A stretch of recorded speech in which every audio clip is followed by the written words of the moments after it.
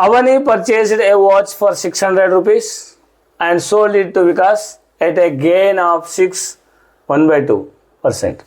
Vikas sold it to Ashok at a gain of 15%. The amount paid by Ashok is. అవని ఒక గడియారాన్ని 600 రూపాయలకు కొని వికాస్కు 6.1/2% లాభానికి అమ్మాను.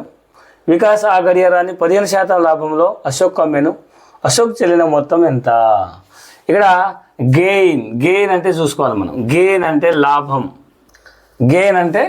లాభం. అయితే మరి గెయిన్ అని వచ్చినప్పుడు మనం ఏం చేయాలంటే యాక్చువల్గా అవని వికాస్కి అమ్మింది. అసలు అవని ఎంత కొన్నది? పర్చేజ్డ్. ఫస్ట్ అవని ఎంత కొన్నదంటే అవని పర్చేజ్డ్ అమౌంట్ 600 అండ్ వికాస్కి గెయిన్ తోటి అమ్మింది కాబట్టి లాభంతో అమ్మింది కాబట్టి ఎంత లాభంతో అమ్మిందంటే 1/2% గెయిన్తో అమ్మింది.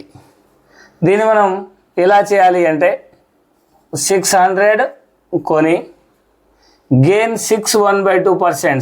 1/2ని ఎలా రాసుకోవచ్చు? 6 2 ఇది మిక్స్డ్ ఫ్రాక్షన్లో ఉంది, దీన్ని ఇంప్రాపర్ ఫ్రాక్షన్లో మార్చుకోవాలి.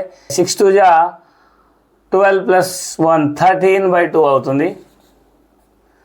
అయితే దీన్ని గెయిన్ ఉన్నప్పుడు ఎప్పుడైనా 100+ చేసుకోవాలి. 100 + 600 × 100 + 13/2 చేసుకోవాలి. గెయిన్ అని వస్తే బై 100 వేసుకోవాలి. అదే లాస్ అని వస్తే, నష్టము అని వస్తే ఇక్కడ 100- అని చేసుకోవాలి. ఇది మనం బాగా గుర్తుపెట్టుకోవాల్సిన విషయం. ఈ గెయిను, లాస్, లాభము, నష్టము అనే క్వశ్చన్ కనుక వస్తే మనం గెయిన్ అని వస్తే 100కు ప్లస్ పెట్టుకోవాలి. అదేవిధంగా లాస్ అని వస్తే మైనస్ పెట్టుకోవాలి. 100 + 13/2. 600 ఇంటూ ఈ 00కి 00 క్యాన్సిల్ అవుతుంది. 6 ఇంటూ ఇప్పుడు ఈ 100 అనేది పూర్ణాంకమైంది కాబట్టి +1 వేసుకుంటాం. అది 100/1 + 13/2 అవుతుంది. ఈ డినామినేటర్ అన్నిటికి ఎల్సిఎం చేస్తే 2 వస్తుంది.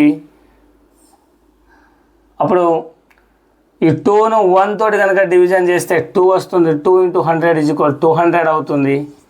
ప్లస్ 2ను 2 తోటి డివిజన్ చేస్తే 1 వస్తుంది. 1 × 13 = 13 వస్తుంది.